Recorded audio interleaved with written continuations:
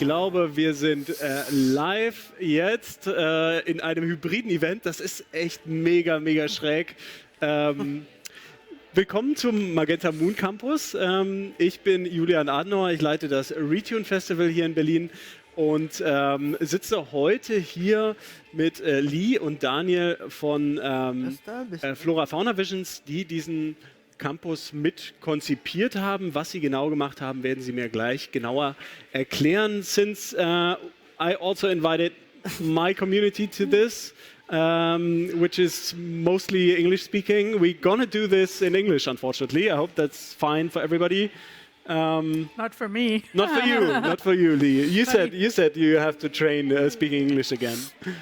Yeah, okay. Yeah. So welcome online, welcome on site to this behind the scenes, basically, where you will walk us through the process, how this installation and the whole project came together. Yeah. Yeah, correct. I think definitely, as you mentioned already, Leigh and me sitting here, flora and fauna, giving you a little introduction of the process, how to bring this baby to life, actually. And we will guide you through, I think, a little presentation, actually, to give you an impression of what was the process, what was the process technique-wise behind. Also, maybe you had the chance being in the stream beforehand, having a glimpse also online, or the guests here in the audience having the glimpse either before or afterwards, also to have a little walkthrough through the experience.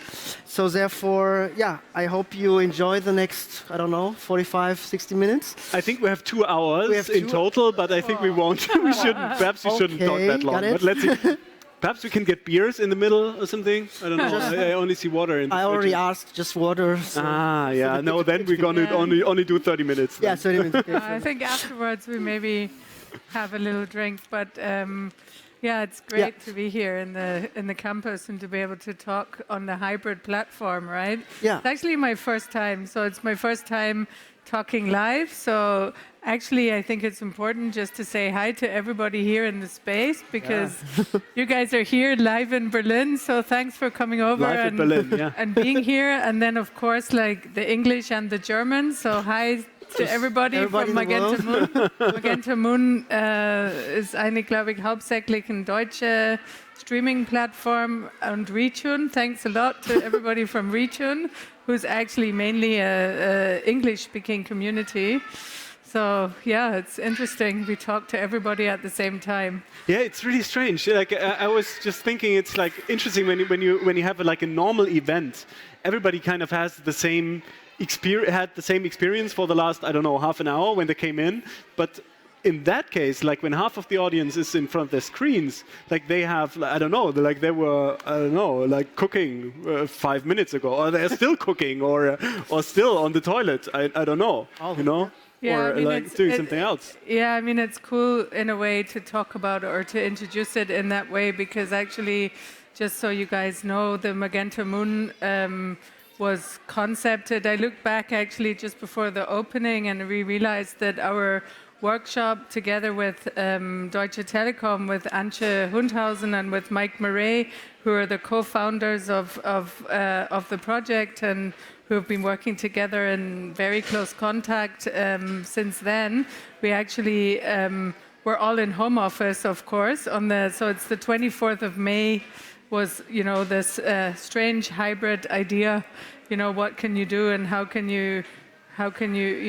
we create a project which works on different levels at the same time? So this is a true experiment.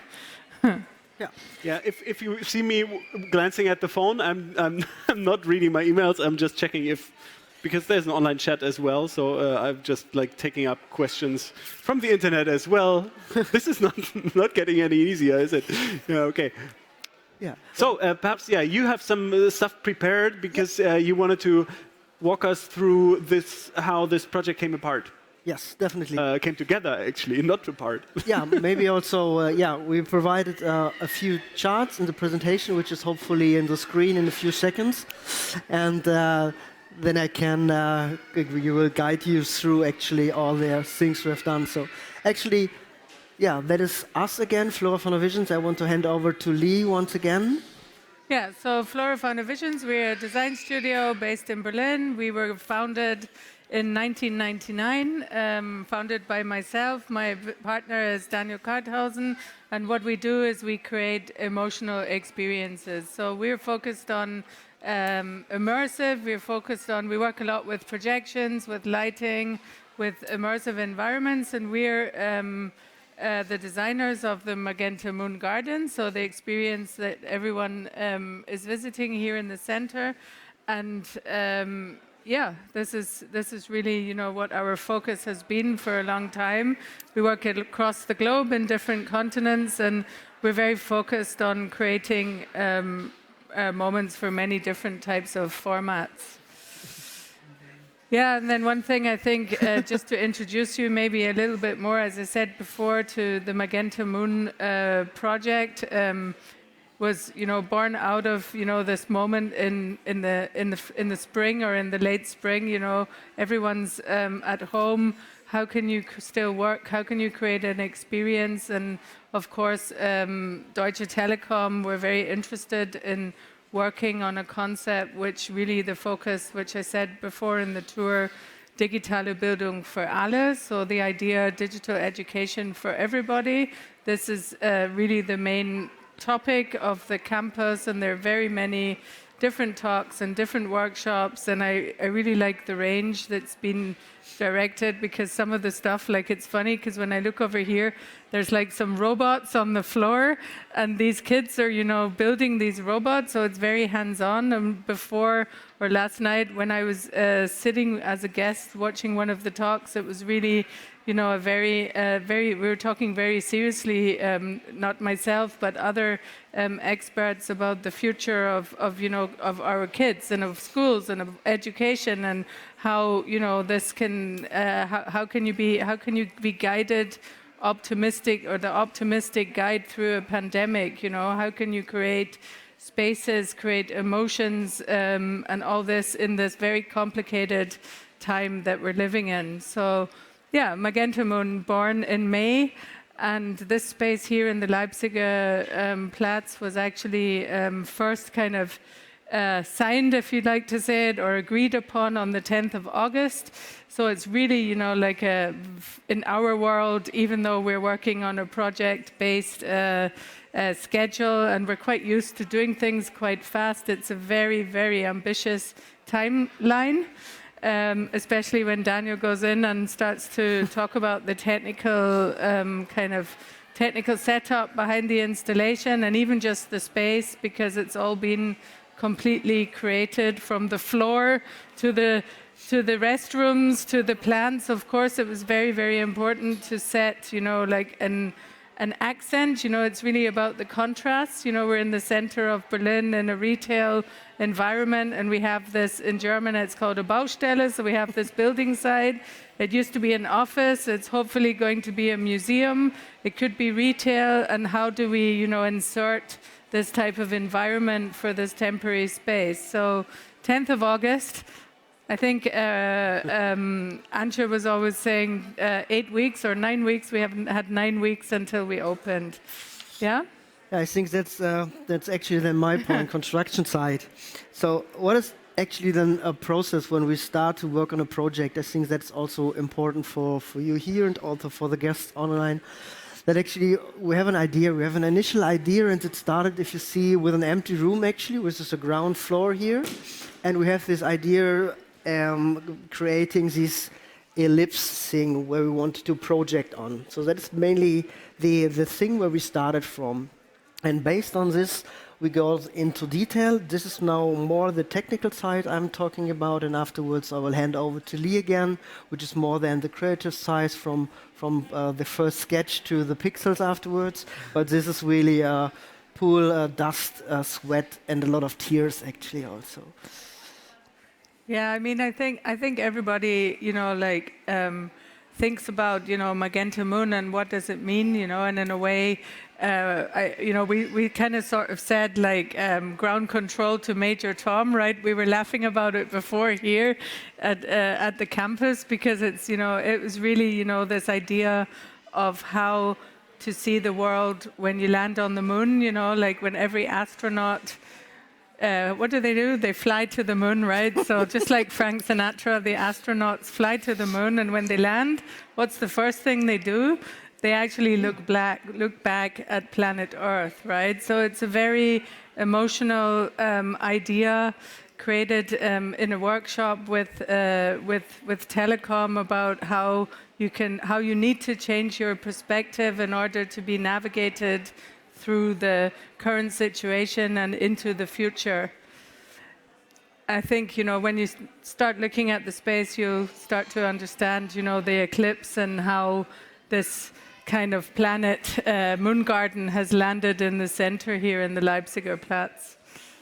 Yeah, based on this, it is always a topic about what is a story, no? So Leigh mentioned already that this is the main story, and then we transformed this main story into the room. No? Then we started with several approaches, defining the areas you all have seen. So we see the area of red market, which are the ground projection stuff. You see our first idea about implementing the flowers and the plant stuff. But you see it's very close actually to the thing what we are seeing there, and that is actually quite cool for me, because for me my perspective is now I'm looking at these sketches and I'm seeing actually that this kind already there, built up, set up, people in there, kids running around, absolutely cool. Here you see also a technical sketch which is more technical driven. It's about the projectors we used. So what you have inside there is we work with 16 projectors. We have laser scanners actually for the tracking system, because the whole experience is interactive, as you might also have seen before in the stream. And I think it gives you a good impression what it was before. That was actually the thing 4 weeks ago. And then we started actually setting up this thing and bringing the thing to life. I think it's actually very impressive to see a project growing. No? You're in a bad position because you can't see it, but I can't see it. Can imagine. No, okay. But you see really here that this location was a construction site before, and when you look around, actually it's now a proper built-up experience room, no? With different touch points and the main experience in the center. Just not going too deep into the bits and bytes, but just giving a little glimpse of it. You see here just technical plannings from our side, because also while having these creative ideas in mind, it is always something like a touch base with, is it really possible what we are thinking, what we should do or what we should not do? And then my position is always this reality check.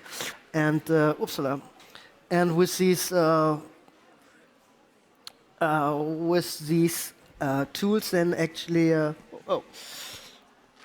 I just have to check the presentation again, I think. 1 second.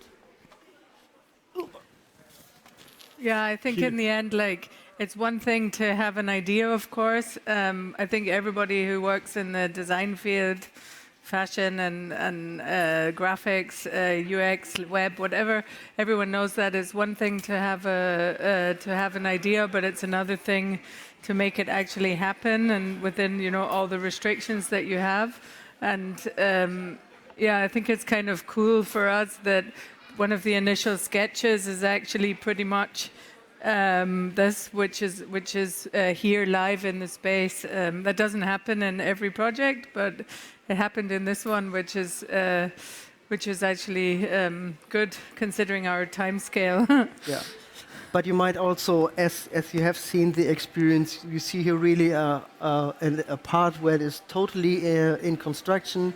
You see here with these colorful, beautiful thing actually, that is mapping the projectors to set them all in the right positions, to work with the right angles, that all the pixels reproduced are in the right scale afterwards on the big screen.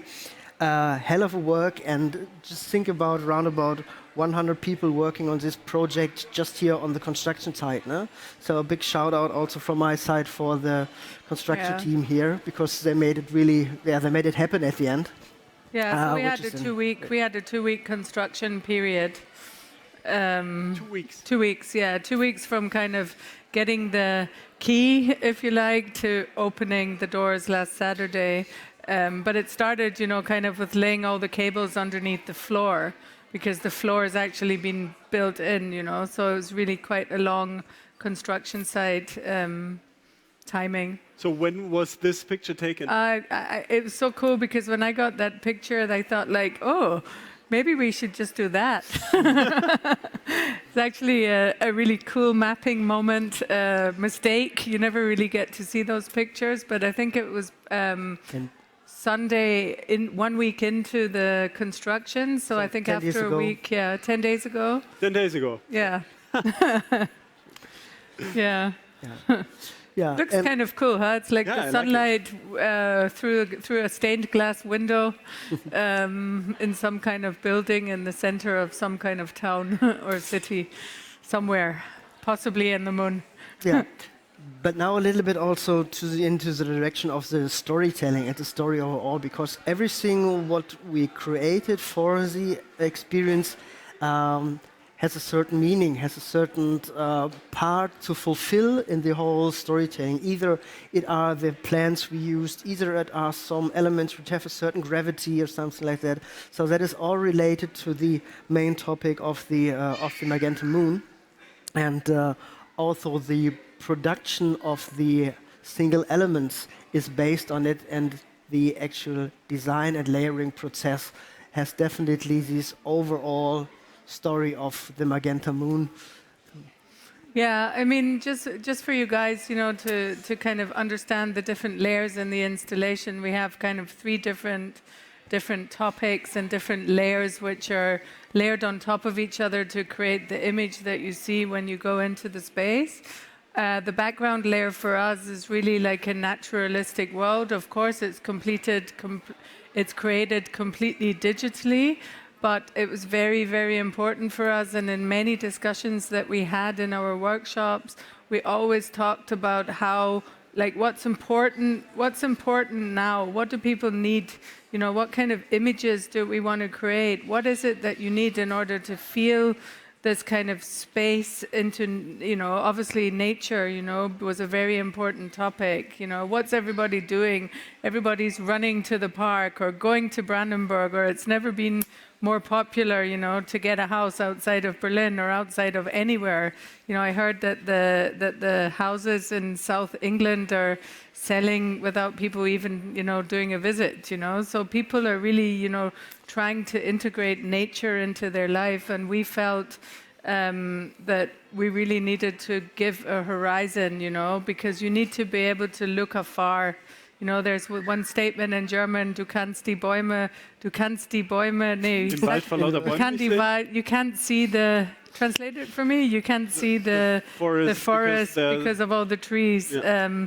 So it was really, really important that we kind of like see the forest, and so the back layer is really about a naturalistic setting. This is our moon garden, our fantasy moon garden that we created, where you can really see, out into the horizon. The middle layer, which are these, what do we call them? And internally we call them Easter eggs, but of course they're not Easter eggs. It's all these types of spheres and planets that you can touch and interact with. And this is the middle layer, and this is inspired by architecture and nature, and kind of how architecture and nature become one now. That's also when you look around, like it should kind of seem like these plants are growing, from the roof, and they've always been there, that it's really, one thing now, and that everybody needs to coexist with in the city, but also with nature, and we have to think about how we develop cities in the future. And a lot of people have asked me, those guys are turning around to look at the plants, but a lot of people have said, wow, the plants are real, and it's like, yeah, of course they're real, right? So this middle layer is really about optimism. There was also something which was very important in our workshops with Telekom, which was really about, we call it, as designers, satisfying moments, but it's really these types of animations which in a way, you always know what's going to happen. So when the pendulum swings, it swings back, and it swings back, and it swings back again, and you kind of know what to expect. And we felt, a lot that it's very important because so many things are so uncertain in the future. On the one hand, you need to be able to design your world in order to fit your needs. And on the other hand, you want to know what's going to happen because who knows what's going to happen tomorrow. So we call these satisfying moments, and they give us depth into the horizon. And then the front element, which are like these creatures, these flowers, these magenta flowers. Also the water bubble, the space bubble, which is really how water reacts in outer space. If you look at it, when you see the images of the astronauts, the water actually floats with the gravity, and it's a state that you only get when you're in space. So we created the water and also the natural elements of the flower of the big tree in the space, and these are the kind of interactive, playful, illustrative elements at the front. And yeah, these are the 3 layers which create the content for the Moon Garden. And in terms of the storytelling, we were very focused, and we loved the idea of the poeticness of kind of how moon gardens work, and we studied what people actually plant in their moon gardens, and then we discovered that it's really a phenomena, that there are people around the world who plant moon gardens, and it's really just about creating beautiful flora and fauna which shines beautifully in moonlight, right? So it's light plants, the white clematis, and all these types of plants are great for moon gardens. It was funny. It was interesting to kind of get lost in that, right? So that's how we kind of came up with the idea to create this moon garden. Of course, the combination of nature, the time that we're in now, and then the phenomena of this magical space. And then if you go back one sec, Daniel, then we have also the moon garden in 2 different states. We have the sunrise garden. How does it look when the sun goes up, and how does it look when the sun goes down? So the 2 different colors, and then the education game, which is another part of the installation. Yeah. What you see here is for us and also for the technician afterwards, is just a little overview where we see here we are interactive in these parts, here we have just the background, and here we have some triggered films in it. So for us it is actually the roadmap for A, setting up the technique, B, providing the right content to the coding guys and everything like that. And that looks then... No, I just wanted to ask, how long is it? 36 meters? The whole thing, the whole experience Right? is 36 meters 36, and 3 meters high, and with the big element we are on 750. And that is something from our side, from the design studio Flora Foundation, is what we create then actually. That is, if you would take this picture in the right sizes and dimensions, it would perfectly and exactly fit into the experience, but that is actually our way of working to illustrate actually the world and to bring our ideas to life. That is one example from the game we have seen. That is just before where you plant the trees. This is an example where you are in the dark mode of the gaming thing, and that is the thing what it looks behind. If you look, I don't know if you can see it. If you look on the left-hand side, that is actually the software which is behind of it, and on the right-hand side you see the actual points where we are having these interactive elements. The whole programming, or not the whole programming, a part of the programming is done in VVV. It's in a visual coding system which is quite old right now, but still up and running. There's probably some of the developers watching. I wouldn't say anything bad about it. No. I think you're going to have a few questions now in the chat. I will just trigger a few questions. Therefore, it's not old actually, but it's quite interesting that software in this kind actually comes also into our life experience world, where we used to work beforehand with just watch-out systems, so everything like that, so more like playback systems. And now we have this big, huge opportunity of real-time interactivity, and that is quite absolutely great and crazy. Yeah, and it's a visual coding language, kind of, so you don't really write code like as a text, but it's more like node-based, where you like connect different functions. Yeah, it's like a network, funny, it's like an ecosystem. Funny lines. Yeah. Yeah. So I think I'm not sure if it's easier. It's probably easier to learn with that. I don't know. I'm not able to handle it. So I would love to learn it, but I don't have the time actually. Yeah. But every time I look over the shoulder from the code, it's quite of yes. If you have an understanding for certain things and you know relations between and timings between are the elements which can be triggered, that is super interesting to watch. And this is also an example from where to start. No? If we think about, okay, we have to have a sound actually. The sound inside the experience is a 5.1 sound, so we have the possibility of these surround sound elements and also to trigger the certain sound elements and the visuals with the sound. And starting then with a very easy setup in the studio, thinking about, wow, that is a sound which looks great, transforming that into a graphical sketch, and afterwards handing over that to the coding guys, and so that is the thing what we wanted to have and wanted to hear, and playing then around, experimenting around, and at the end having this great experience, which is then handed over to the technical guys who have to set up this technique perfectly and with 100%, so that we then have also the experience in the live moment. So, How many developers were working on this? That is a good question, because if you talk about really developers, the ones who are just doing that, or also our designers who are also doing this. So that was an absolutely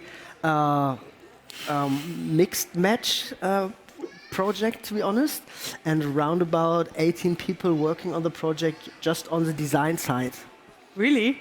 Yeah. That many? I would have said 12, but that's interesting. Somewhere between 12 and 18. And on top, they're coming the sound guys. The sound people, yeah. The sound people, and that is actually quite a big team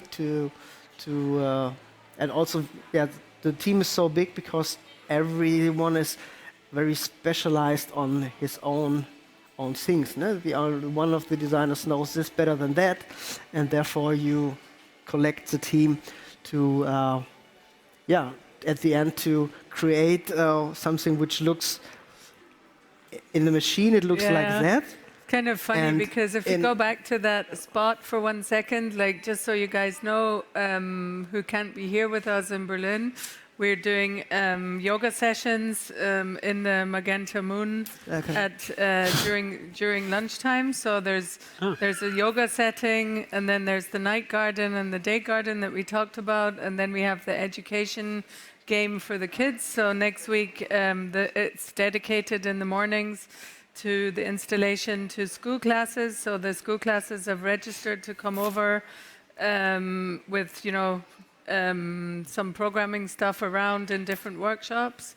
So there's quite a lot of different layers going on. So in terms of development, I think the sum of all parts made the system. There were some points where the guys from Wir machen bunt said, we're at the limit, we can't take any more, And the system for the 4V I think is pretty stable, but just the sum of all parts of all the different things we wanted to do, kind of brought us to that limit, which I was always happy about when I heard it, because I was like, okay, if the system's at the limit, then we must have a cool project going.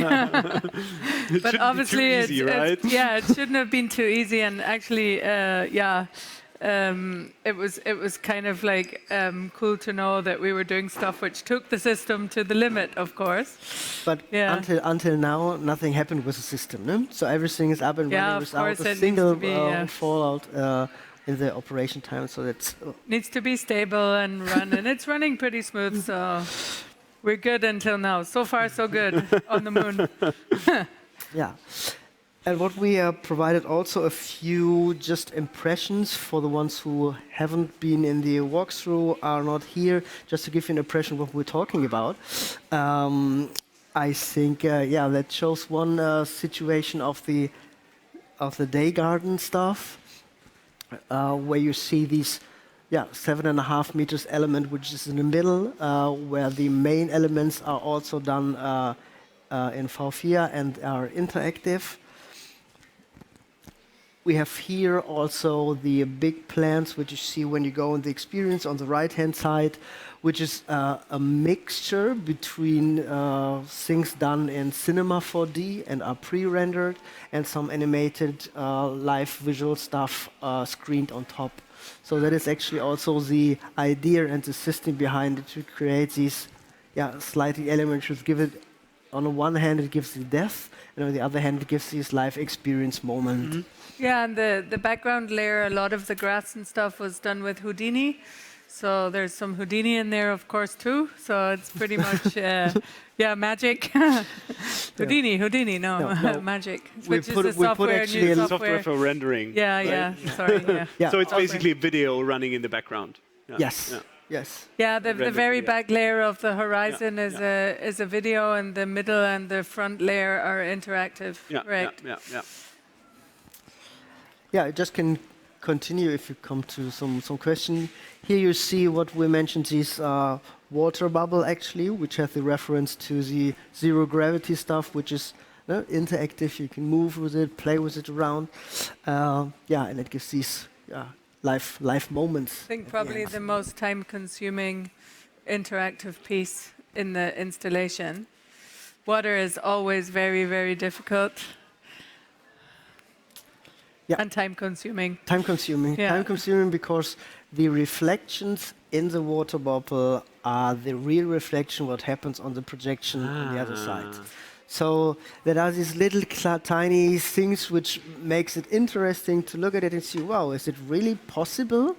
And at the end, it is possible, but it takes a lot of time and a lot of brain actually to perform it in a correct way. I really like it that it's only in several, not in all the areas, right? The floor projection. Yeah. I really like that it kind of like flows out of there, just in like several places, and just like very subtle kind of, and it just doesn't like try to fill the whole space with floor projection. I like how it did that. Also, this then, if we.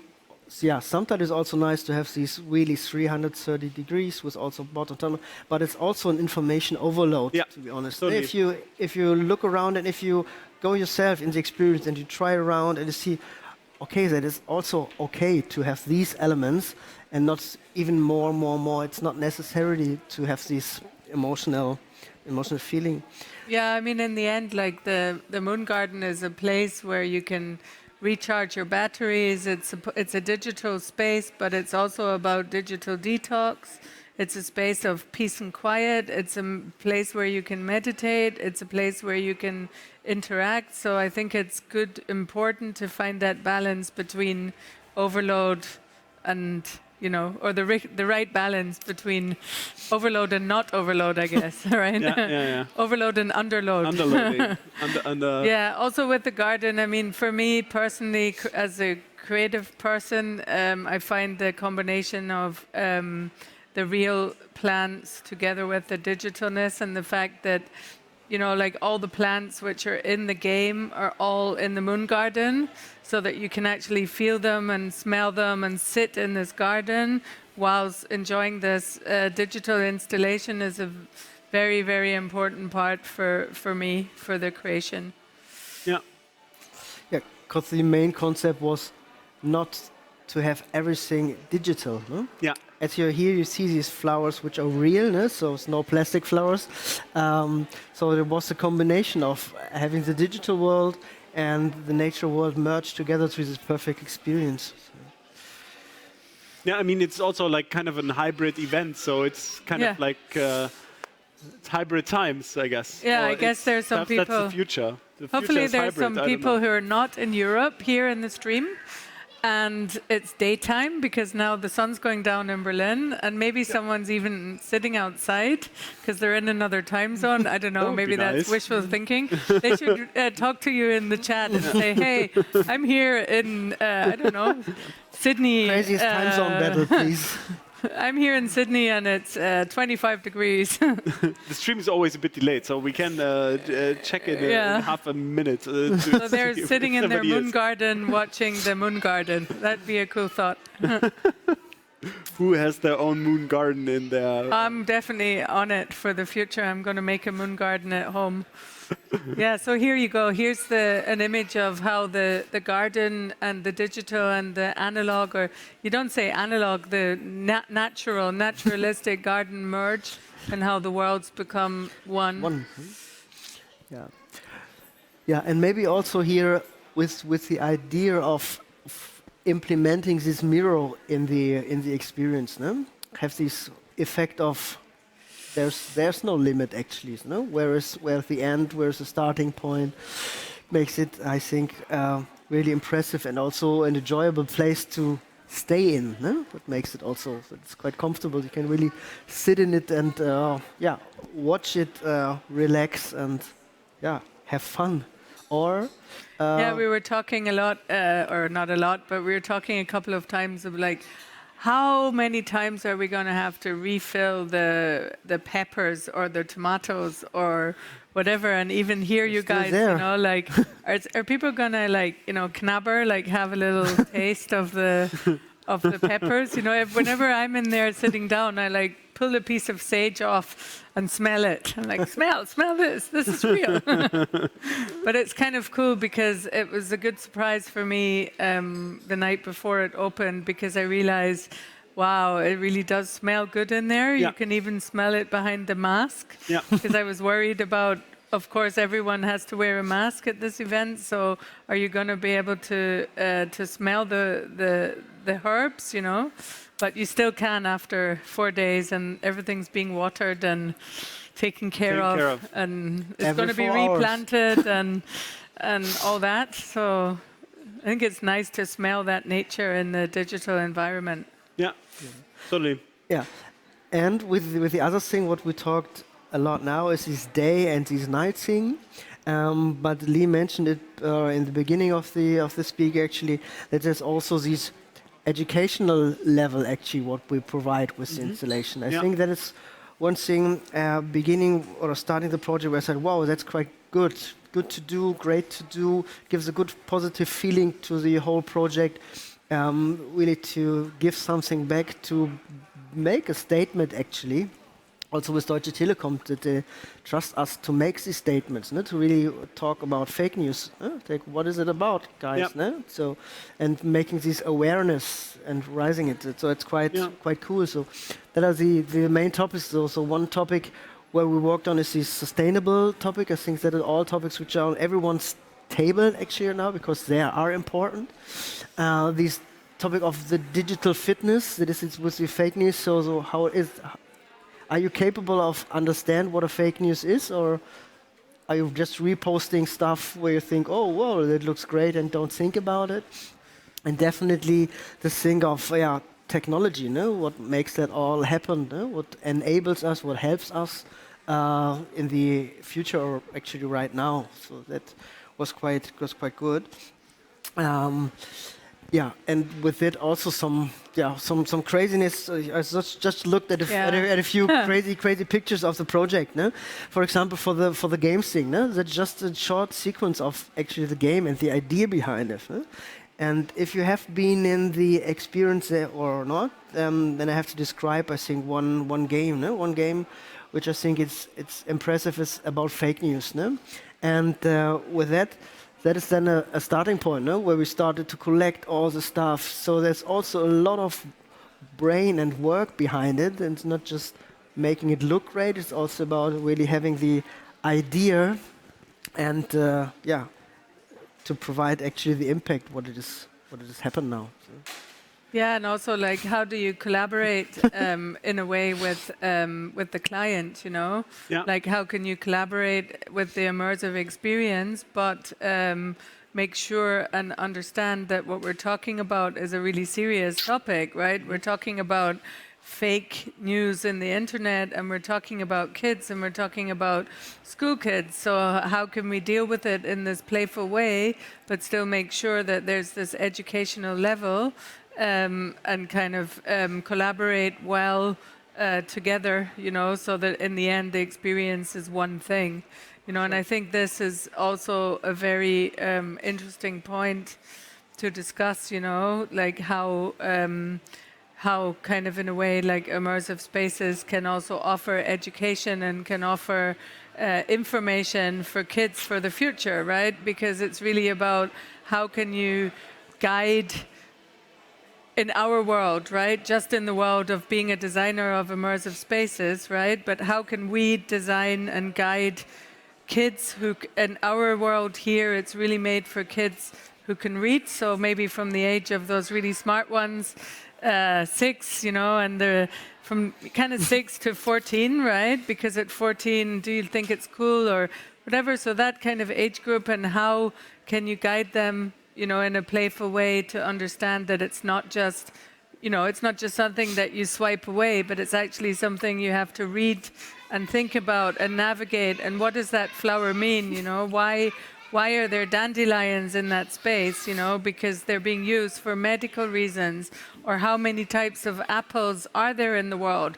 I didn't even know that there are 20,000, you know, and it's been fun because this week is the autumn holidays in Berlin. Mm-hmm. So there's a lot of families in there, and next week is the schools, which are obviously without their parents, so in their school class. But it was fun to watch grown-ups playing with their kids, you know, and they were like, huh, and sometimes it was interesting because it's like, sometimes the kids are actually quicker and better and smarter than the adults, you know, because their brain works faster, and you watch them with the fake news, you know, and they get it, you know, faster than a lot of the parents. So it's been fun. It's been fun to see, you know, how that collaboration has happened this week.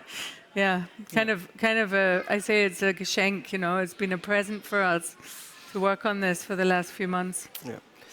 Yeah. Working on it is a good topic, because actually it's not only working, it's also experimental, no? And testing and doing stuff live in the thing, no? So there are adjustments which have been done during the installation. And we are still working on some implementations to make it better, actually. So it never ends until someone picks a plug off and say, "That's it, guys." Yeah, probably on the first of November. It's done. Like, you can it's done when it's finished. You can stop. It's done when it's gone. Yeah, but hopefully it'll grow and continue, and the platform will be established as something which can be, which has a life, you know. Yeah.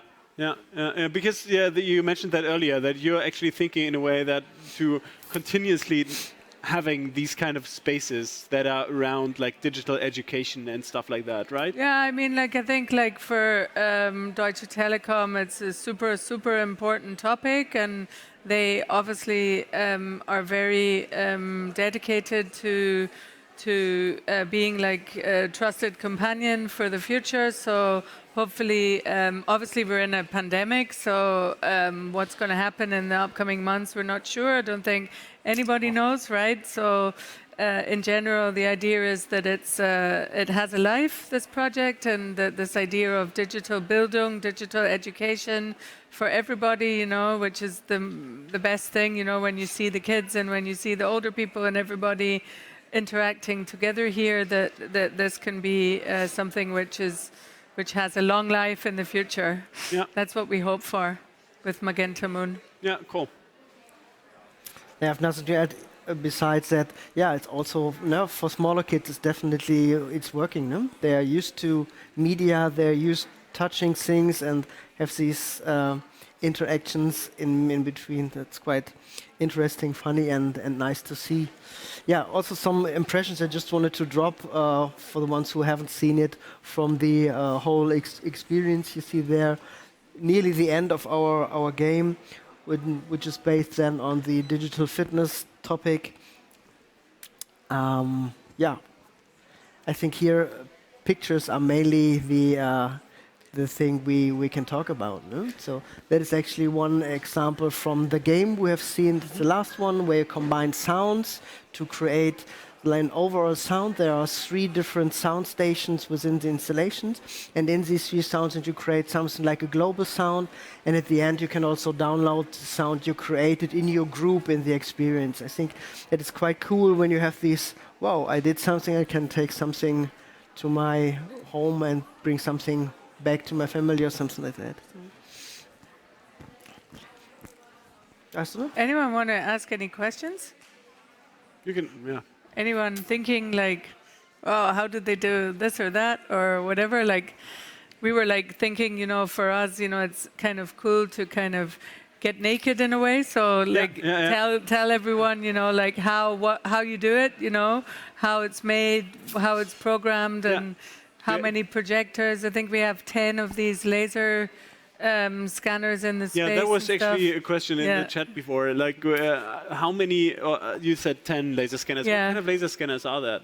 Sorry? What laser scanners is that? Like, what are you using there? Normally, it is an industrial product, which is hijacked actually, and it's normally used to build these oversized tunnels and have these straight, thin line, 20 kilometers, and it still stays in the same direction. And we use it actually hijacked for our tracking. So we have something like, it is a radar scan, and we have these triangles, and within these triangles and the overlay we have this tracked surface, which is around 30 centimeters before the actual projection surface. There's this, we call it virtual line for us, and if you are in this line, you make the reactions actually. But is it a laser scanner, or is it just a laser that is being filmed then again? No, it's a laser scanner. Yeah. Is it a SICK laser scanner? No. That's also a company called SICK doing laser also scanners. I think like also of course like as we went, we started with low touch, right? So we have like the progress of behind the scenes. So we started in May. So we started with low touch, and then we ended, of course, with no touch. So it was pretty interesting to educate like in the no touch area, because you've got these 30 centimeters, and we also obviously have to make sure that everybody can play in a safe environment, which is a challenge. It was a challenge to create something in no touch, because we were looking at individuality. How can you still create your world and be individual when you're actually just, in a no-touch environment? So stuff like this were topics that we were talking about and discussing along the way. Yeah.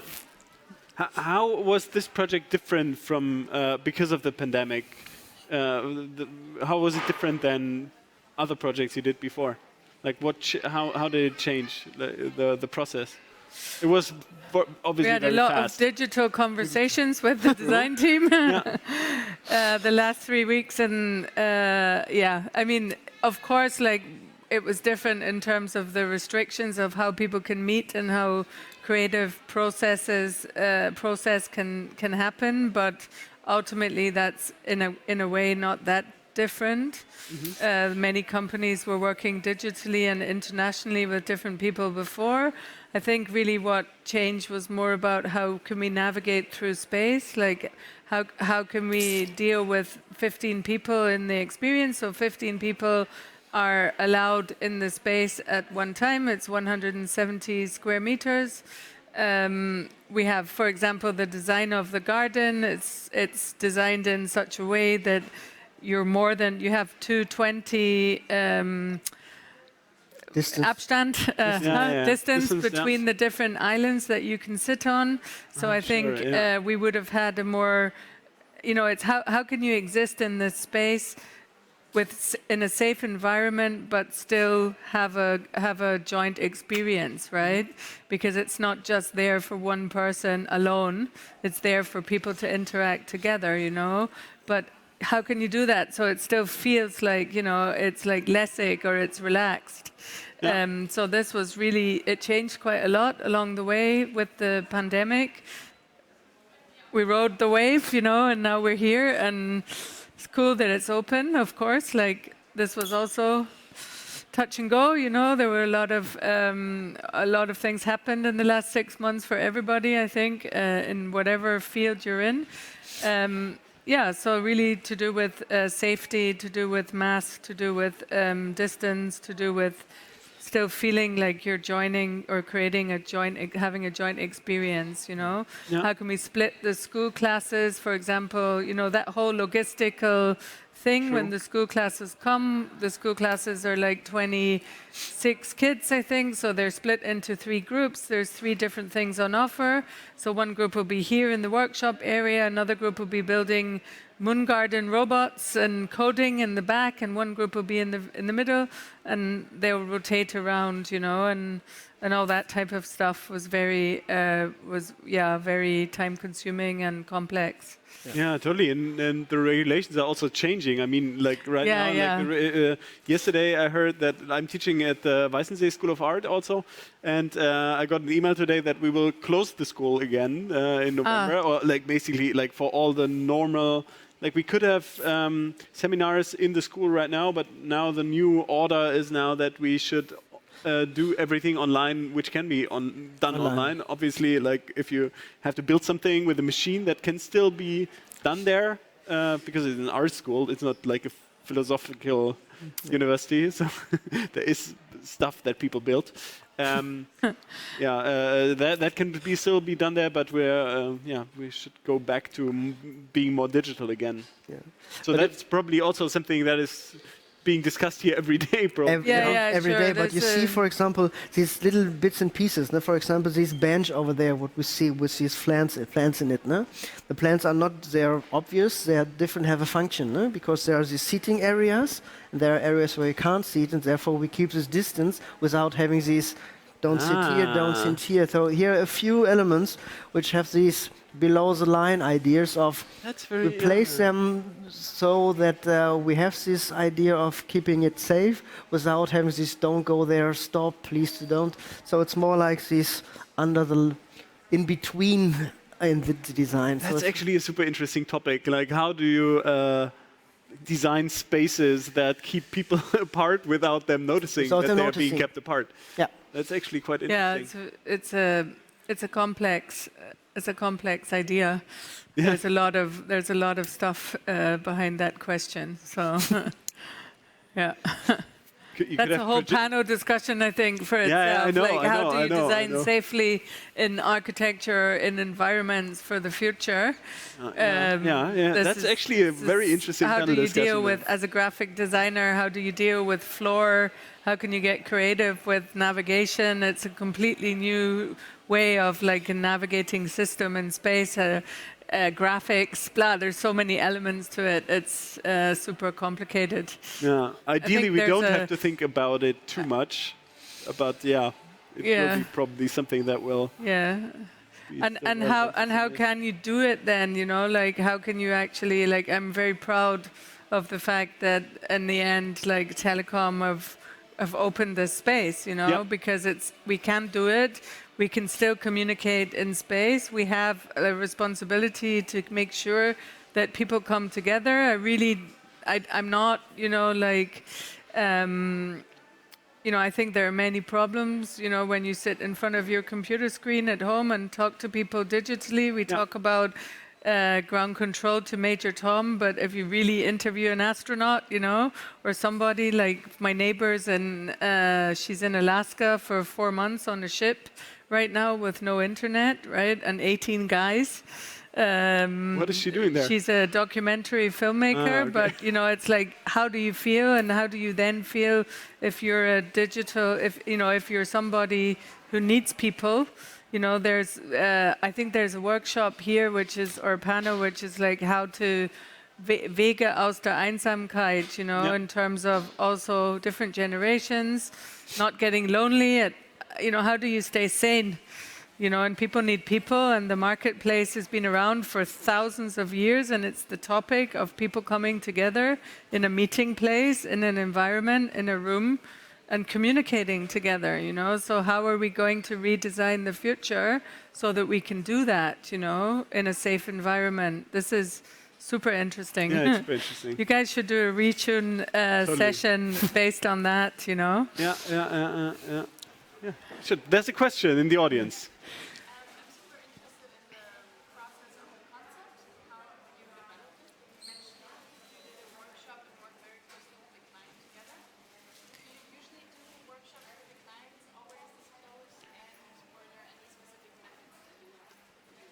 So I have to repeat the question because people in the stream won't hear it. So the question was if you're always doing these kind of workshops where you work closely with the clients to develop these projects, or if that's something special. And the second part of the question was? Yeah, are you using any specific methods for this? Okay, so no, we don't always work as closely with the client as we did here. It's a 100% collaborative project. It's a very rare occasion for me personally. I worked 20 years in my field until now, and it doesn't happen very often. And also the level of trust and understanding, kind of in German we say auf Augenhöhe, so on eye level with the client in order to create the space, and also together with the third partner, which is Marais, which is a company design studio from Cologne. And it's kind of a triangle, so the three-way situation was very, very productive and very rare. And the process was honesty, openness, not being afraid to discuss, talking about how you feel, I think, as well, like in a way, like a very humanistic. It was a very humanistic process because we had conversations like Mike Marais, for example, would say, I was in Cologne in this and this place today, and this happened, and I observed this and this. And Antje Hundhausen, who's our client from Deutsche Telekom, would say, yeah, I have a 14-year-old daughter, and she's saying this and this and this to me. And I would say, I'm here in Brandenburg, you know, and it was really like kind of combining your emotional experience of the moment and kind of putting this into, you know, like a form in order to be able to create something which is in the end a client-based project for Deutsche Telekom. And the briefing was created, you know, together through these workshops. And I think that this only happens when you have, like respect and trust in a way. And it's not something which, it's not an everyday situation. And neither is the situation in which the project was created. So in a way, like everyone is raw and we all want to do something, and then you just somehow make it happen, you know? And that's kind of the moment, you know, like it's a Momentaufnahme, Magenta Moon. But do you think that's something that's going to stay that way? Or is that kind of because of the very like unusual situation, is that people are more open and sharing a bit more about their emotions or like about their state of life? Or is that something that will disappear next year again? For me, it was really cool because I'm like more into discussing, like, let's talk about it, right? Yeah. So I'm quite into like having a conversation and being just what you see is what you get, and I don't want to, you know, be like this or be like this or be like this. So I felt like you could just phone somebody, you know, like in the lockdown or in the springtime, you know, I phoned like in the first like 3 weeks when I was at home, you know, I phoned like 30 people that normally you would have like 5 emails and 10 WhatsApps, and then you would maybe have a call, and you might make a meeting, and maybe you'd make, you know, like, and somehow you became like raw. And I like that, you know, for me personally. It's also quite time consuming, but you get more out of it. And you know, I think that this would be great if this could kind of stay, you know, in the future, that people become more open again and realize that, you know, we can just pick up the phone and talk to each other, and we don't have to make, you know, 5 agreements, you know, before we actually get there. Yeah, it's interesting. Yeah, if I hope so. Some people not. Some people it's an individual thing. But in general, I think we had a lot of really straight, open, honest conversations since the pandemic started, which we might not have had in another situation. Is it also like the situation is perhaps also grounding a lot of discussions a bit, because like there's now a threat that is a bit bigger than our normal daily problems, so it kind of grounds the discussion? It just became like everyone's in the same boat. Yeah. And then it became, it's like cross-generational, cross-continent, cross-city, cross the world. I mean, when the lockdown started, I was in Sydney working in the Sydney Opera House, and it was happening in Berlin, and it was happening in Sydney, and it was happening with my family in Scotland, and everyone was in the same boat. So it makes everybody open, I think, on a new level to kind of work together. This is the very optimistic side. Of course, we have many sides and it's complex, but to work together in order to work together for the future, right? Because everybody's in the same boat. That's the common denominator. Let's see how long this feeling persists. I mean,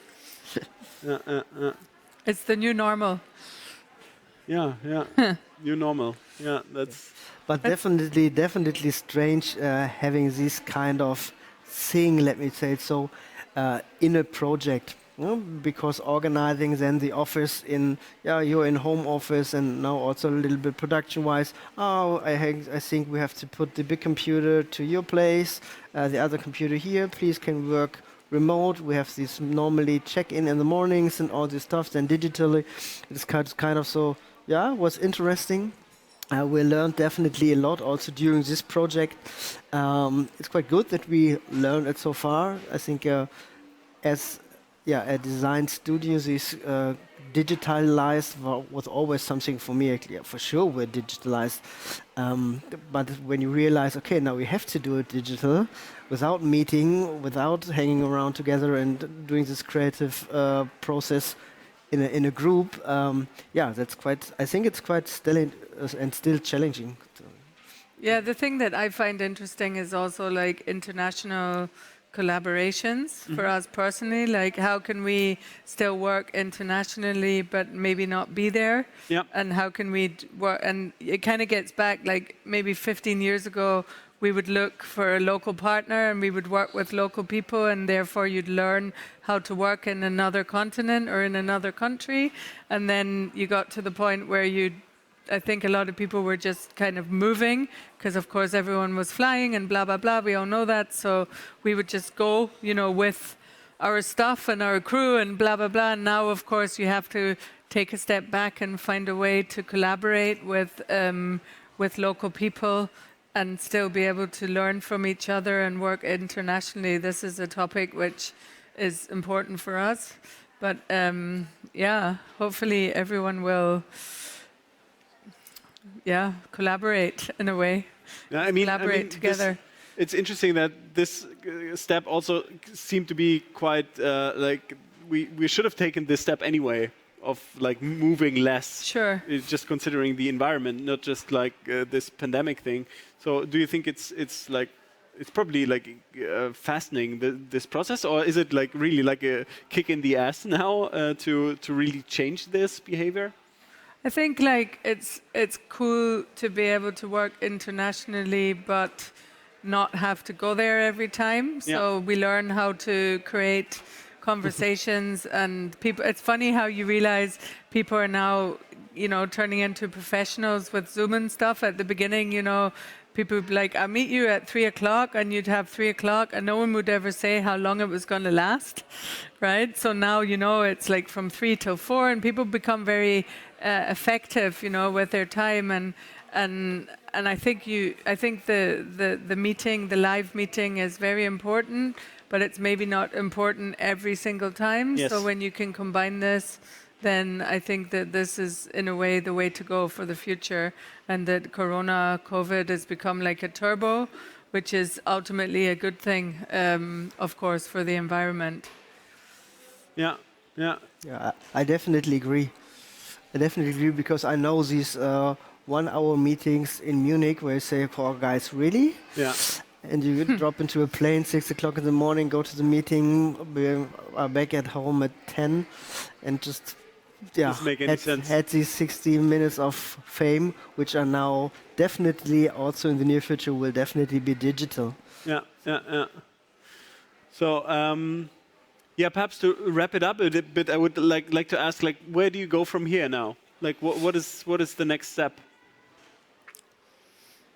Back in the studio, working on the next project. We're working on 2 other projects now. So we are working. The next step for us in general is to just keep working on things that we believe in and keep developing the ideas that we have. And I think for us it's wonderful to be able to do something which is live, because we learn very much from actually installing the space. And like Daniel said, everyone's still tweaking, so you probably won't realize if you're a guest on day 1 and a guest on day 14, 16. Unless you're really like into it. But for us, I go in, I'm like, this is smoother and so on. So just to keep tweaking and to take the knowledge that we learned as designers and as a team and with how to do something in space, especially in this moment, and take that and implement this into other spaces and other projects and in further installations for Magenta Moon and all this stuff, and hopefully also show and help support others who need maybe some advice or whatever in order to implement spaces, real spaces, so that it doesn't die out, because people need to meet, and people need to experience things together. So keep working, keep doing stuff. You said that you want to work more on project, or like in this topic that you're interested in. Do you have the feeling that your projects are more defined by you now than they were before? Like perhaps you were before, like a client comes to you and says, okay, I want to do this and that. With this project, it was kind of, as I understood, like perhaps also a bit another way around. You said, okay, we want to do something like this. I don't know. Is that something that might also change? That you're proposing more? I think we're combining. So we have our own installations and we have our clients and we have different topics. And I think we're super happy to have worked on a space which is this type of collaboration that we talked about. But we also would love to continue working on. We've been working for 2 years on a digital kinetic space for Wagner's Ring Cycle, and this project's been postponed by 1 year. And Wagner, I don't know, like I'm sure somebody who knows Wagner will be able to find a topic, connect him again to Corona somehow. Yeah. But like this is an opera project, and this is super exciting for us to continue work on. So it's really about diversity for us personally. And we'd love to continue to work on projects which integrate education and optimism and all these topics in the future. And it inspires us, of course. Yeah. We take it further, we learn what we learned, and we implement this somehow in the next project as well. Also, to give something back, we had one big project also here in Berlin, which was traveling then to other cities and also to other countries, which was also free, because actually this place you can visit for free. Mm-hmm. So there's no boundary, no? There's really no boundary, so everyone can come, can spend the time, can have a look at all the things and all this stuff, and this is something which is really satisfying to have the possibility to give something, back to the city, back to the people.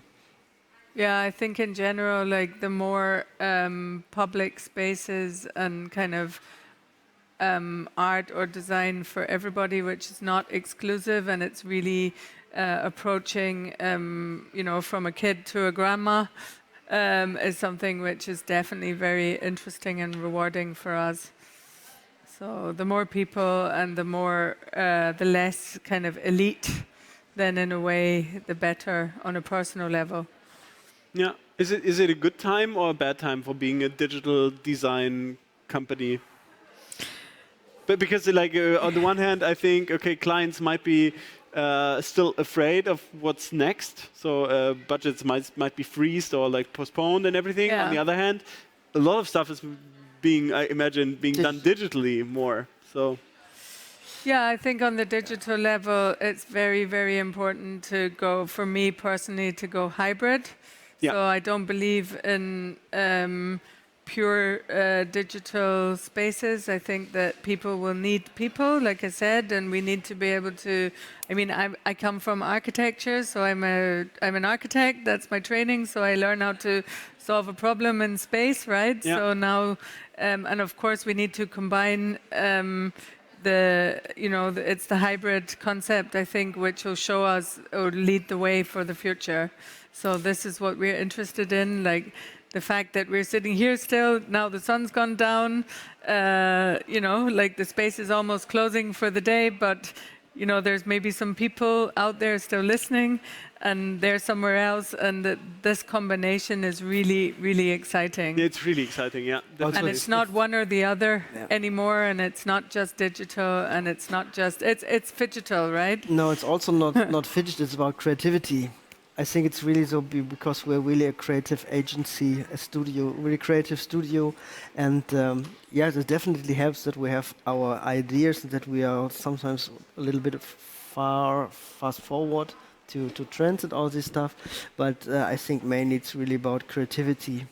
So also to solve these problems which are around, definitely. Yeah, definitely. We need a lot of creativity to solve those, I guess. I think the old ideas won't get us anywhere. No. Need new ones. Yeah. Okay. Thank you so much, guys. Thank you. I think that was a very nice discussion. Thanks for having us. Thanks for having us. Thanks for having us. Also with you, I mean, your new format is live and digital, right? Yeah. So for you, it must be the same that you're interested in hybrid too, right? Totally. Yeah, it's definitely a super interesting topic, and I'm starting like a series of doing live visits like this one here. So I also want to explore this definitely. Yeah. I'm interested in how.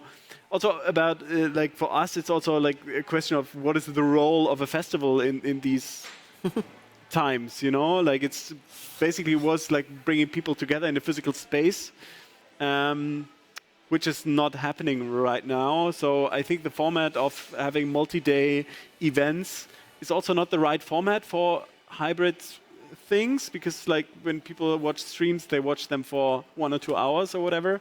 You don't want to be on a stream for the full day. Sure.